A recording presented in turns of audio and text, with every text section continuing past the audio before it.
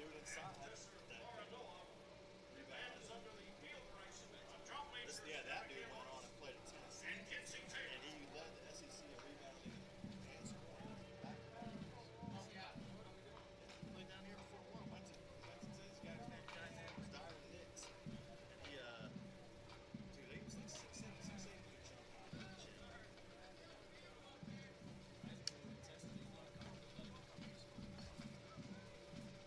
I played here for high school. We're in Pee Wee right now. That was funny. We were recruiting this kid. When I was at UC, they were recruiting this kid right outside Austin. Spring, Texas. We fucking break the Texas scoring record. So it's like a little 6'2" guard. So we're like, all right, we're going to go watch this kid play. Everybody's just talking about it right now. We went and watched him. It's like, scored for this team. He's playing. No wonder he's about to break the record. Like he's playing a bunch of dudes. Did he end up winning? No. He wasn't strong. Really? That was the thing. That's what got me at that level. God, these dudes were strong. Yeah, the guys we were playing. Well, plus you're in college. Like, you're coming out of high school. I'm 18. I was 6 foot 80. I was pretty strong then. I'm playing a guard who's 3 years old. I can't go nowhere. Weight room, man. Like in high school we lived it, but not like we did in college. Now it's a whole different.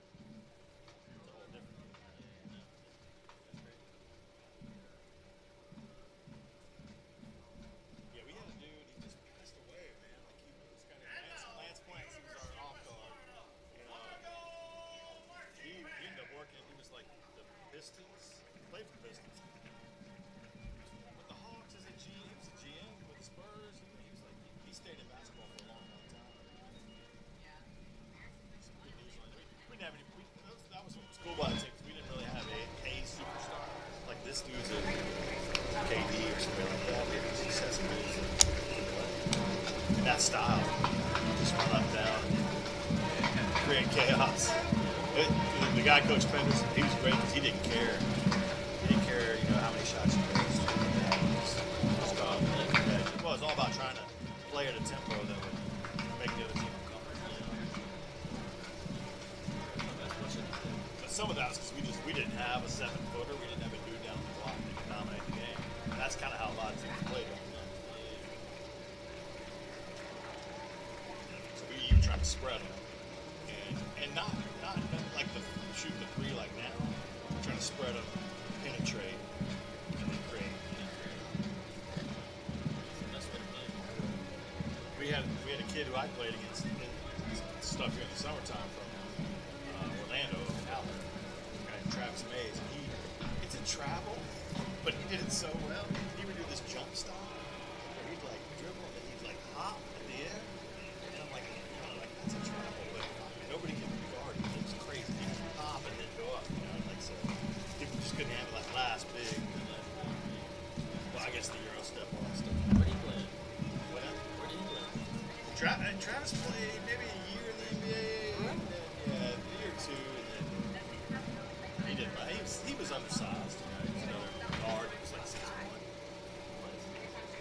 Back then, man, it was hard to believe. We've had one guy from here go pro.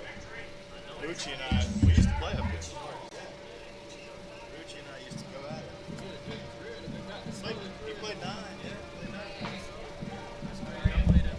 We'd go over and play Gulf Breeze. We'd go over the junior college here, PSC. They won the national title in '93, and they had a guy named Anthony Goldwire who played in the league for about that same time. So Bucci and Anthony were in town. They had a guy, 16, guy named Glover Jackson who played for the Globetrotters. They had some dudes, man. Where are we now? We are 2 minutes away from the end of the Jared. Oh, still 2. Yeah. What did Bucci what does he do now? I don't know what he's doing, dude. I should ask Hogan that. He's done playing, but he was awesome, dude. He was the point. He had a gigantic throw. Does he ever come back here? I haven't seen him in a long time. Several years. I want to say somebody at one point told me he was maybe doing some AAU coaching or something like that. See, this is what happens up there on cameras, right? People just kind of walk in because they're right at that level. Today's matchup features I mean, it's Valdosta like, State Blazers have you looked in and here? your University Seen of West it? Florida Argos. The Blazers are coached by Dwayne Jackson and the Argos by Caleb Noble.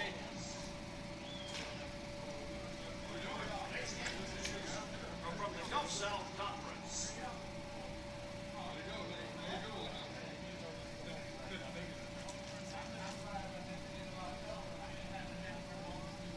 Please rise.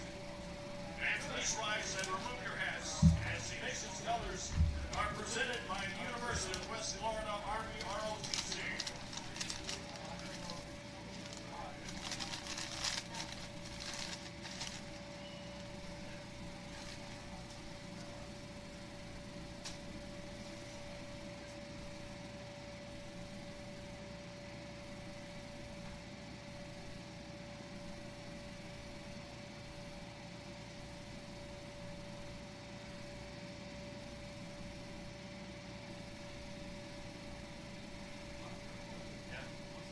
Yeah. A couple years ago, somebody said, "Oh yeah, we saw him." And join us in singing our national anthem performed by the Argo Marching Band under the direction of Argo Marching Band co-director Professor Laura Noah.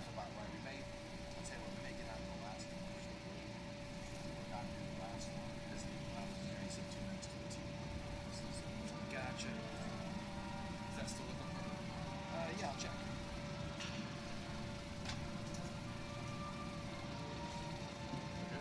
Chilling.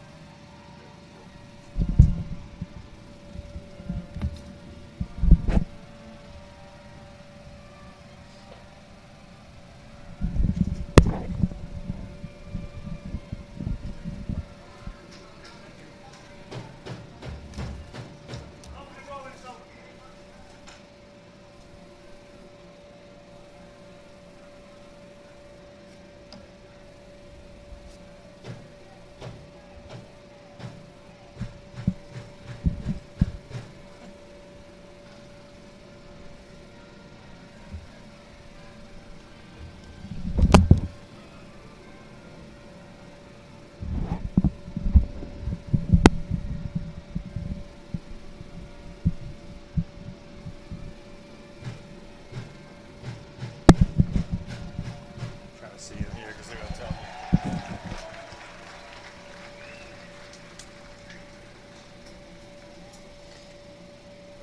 30 seconds until we go.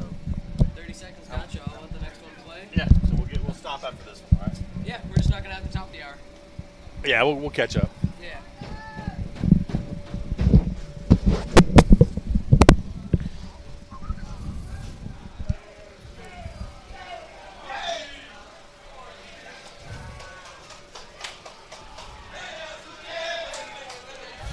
I feel like we got that microphone or the locker room mic. No, it's not. That's just coming through.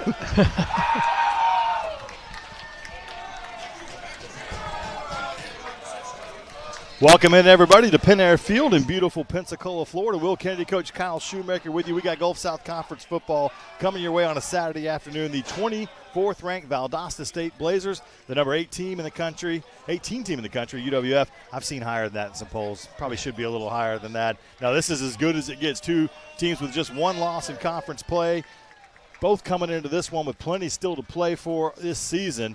Playoffs hanging in the balance, all kinds of good stuff going on, and we are thrilled to be here. Coach, this is you've had some great tussles with Valdosta in your time on the staff here at the University of West Florida. This has quickly become a good rivalry. Yeah, it sure has. Yeah, Valdosta, obviously, great tradition. A lot of really strong teams. Won national championships in the past, and obviously not too far geographically in the conference from UWF, and so been a lot of good battles over the years, and I'm sure today will be no exception.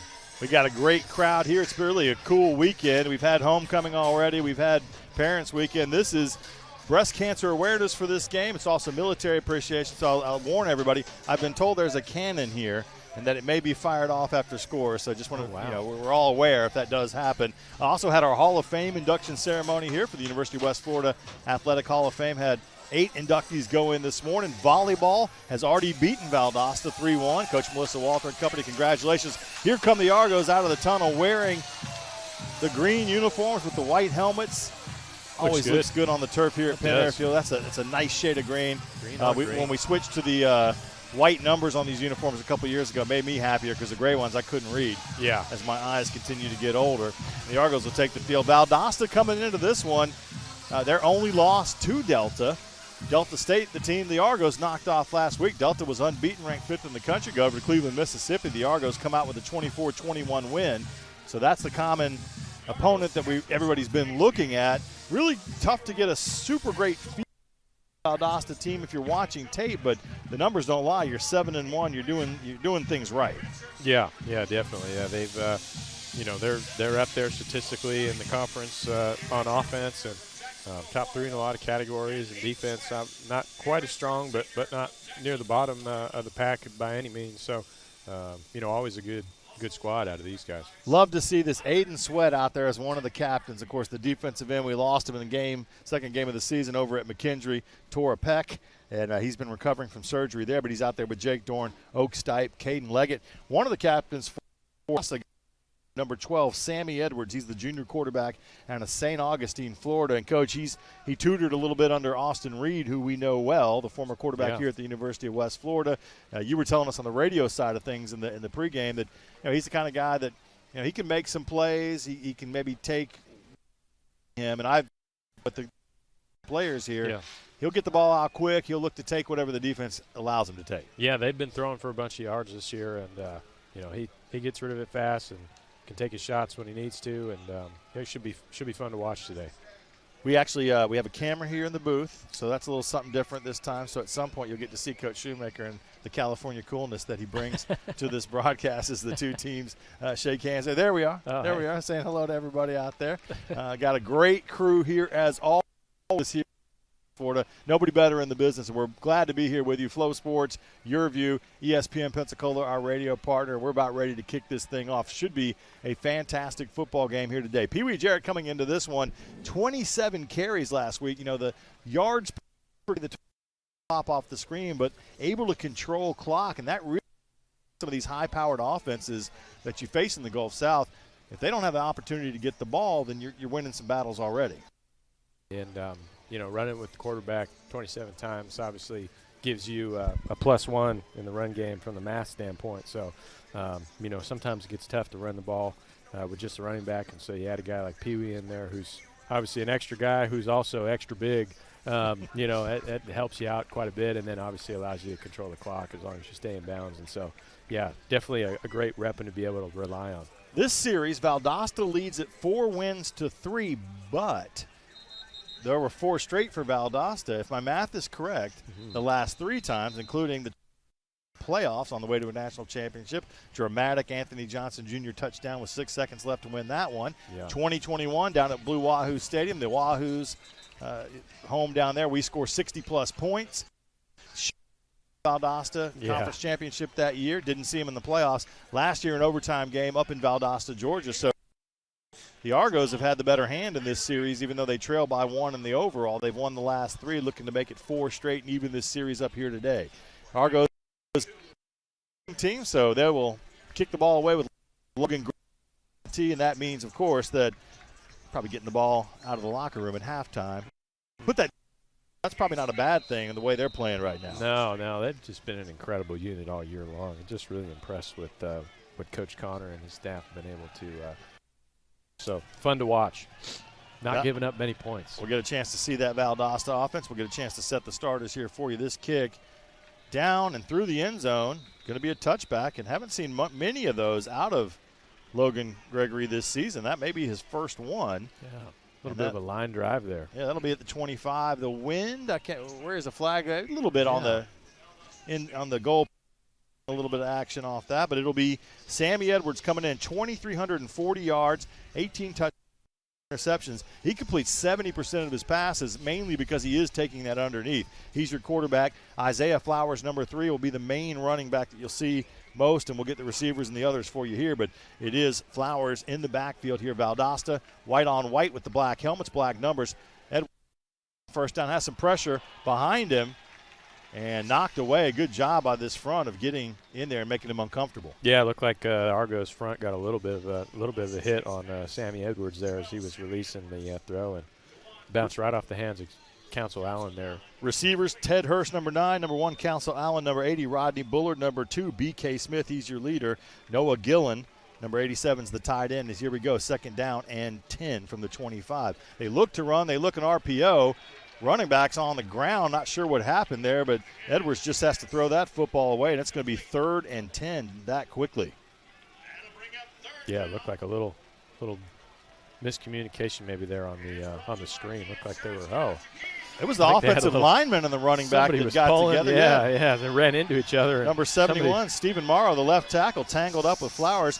Jordan Taylor is the left guard. Michael Morata is the center. Right guard, Daniel Morales, 66-57. Devin Hannon, the right tackle. Here we go, 3rd and 10. Argos with a defensive chance to get off the field. They bring some pressure from the right side. Edwards flushed out to his left. Oh, my gosh, Byron Puryear, closing speed is there. He puts Sammy Edwards on the ground. That is another sack for this Argos defense, the 25th of the season. Wow, yeah. Great pressure again by that Argos defense. Looked like Edwards had a little bit of maybe an opportunity to hit somebody down the flat, but he was looking down the field and held on to too long. Argos defense made him pay. He was running for his life there. That was some closing speed from Mr. Byron Puryear. Loss of 7 back to the 18 brings up 4th down. And the Argos are really, this front 4 gets after you. Back to punt the football. This one is a high, kind of wobbly kick. Virgil Lemons comes over, takes the fair catch just around his 40.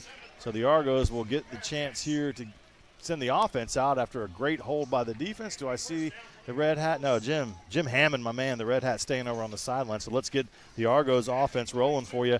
Let's go left to right across the starting offensive line. Jacob Bruce, big left tackle. Colton Bisley, left guard. Oak Stipe is your center.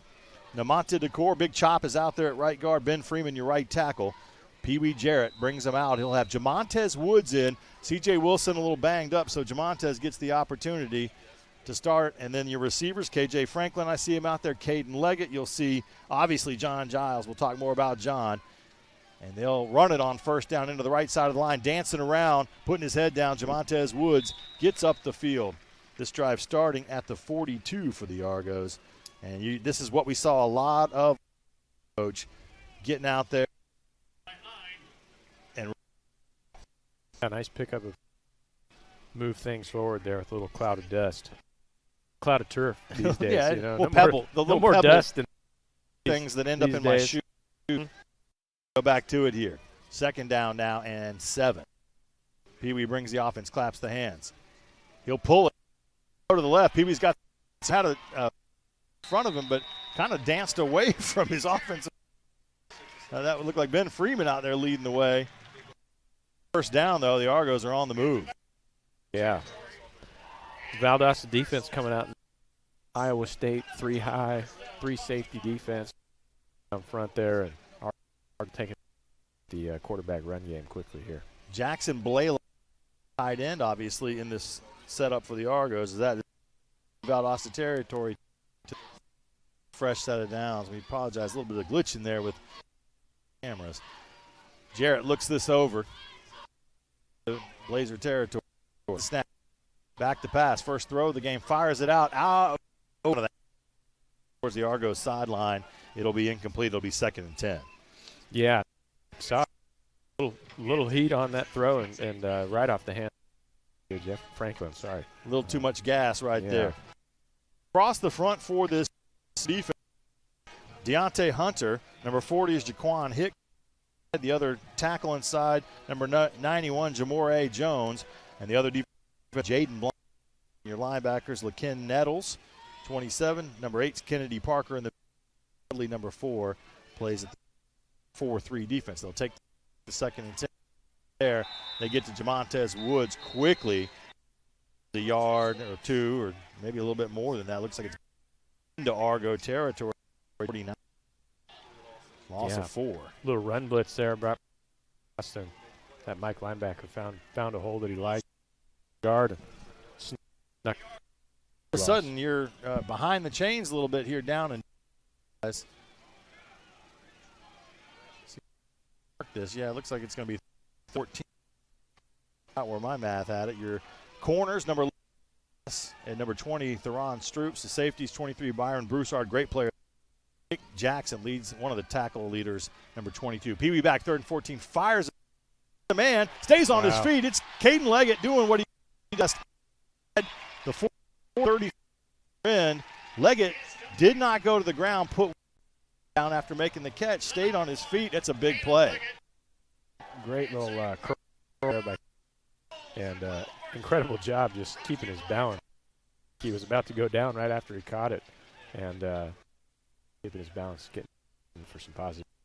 Caden had a great touchdown last week, 26-yarder, caught after the catch, full extension dive into the end zone for the score of the game, and he's capable of really being a dynamic runner when he catches the football. Here from the 35-yard line of Valdosta. Drifts back, going to try flat, but his running back had gone down. It was Jamontez Woods he was looking for, but he got tangled. It'll bring up 2nd and 10.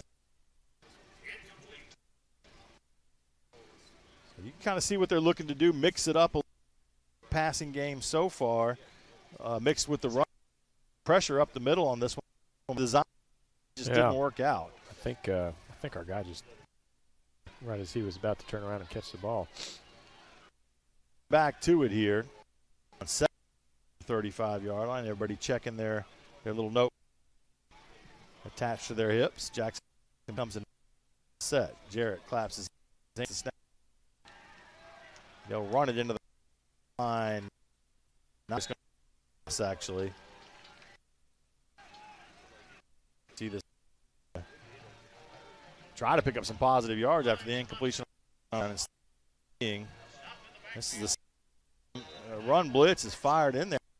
The 3rd and 13 this time. Argos were able to convert on that last one, so a big play to Leggett, and then a couple negative plays in the run game. Yeah, not what you want. Both sides. Yeah, both sides running some guys off and on for the snap. Argos bringing up 13. Big play. Valdosta would love to get off the field here because it's right at the edge of field. Punting if you're the Argos. Jarrett faces some pressure, slides away. He's got some room to run. Near the first down marker. We'll have to see where he get it.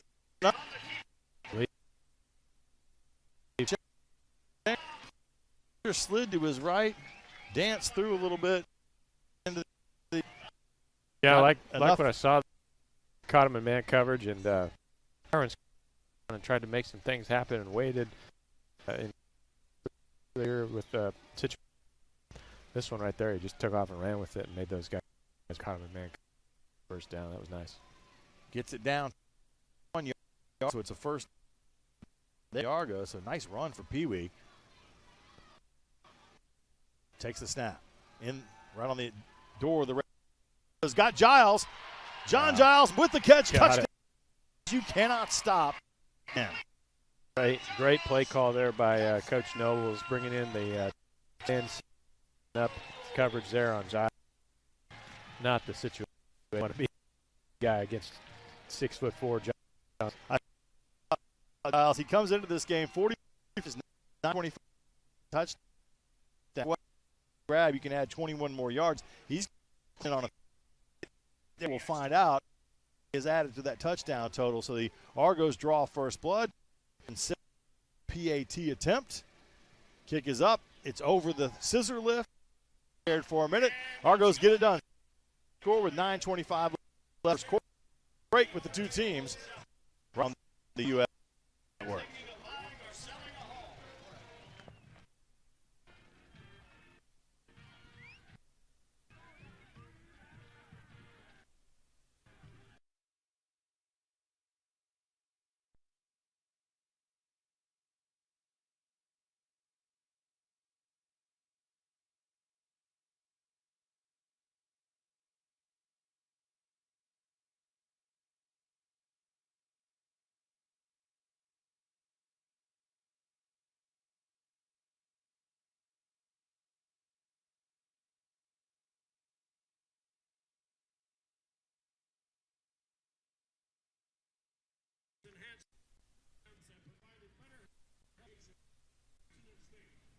give a big round of applause. Say thank you to Dr. Usha and Dave Kundu for supporting our.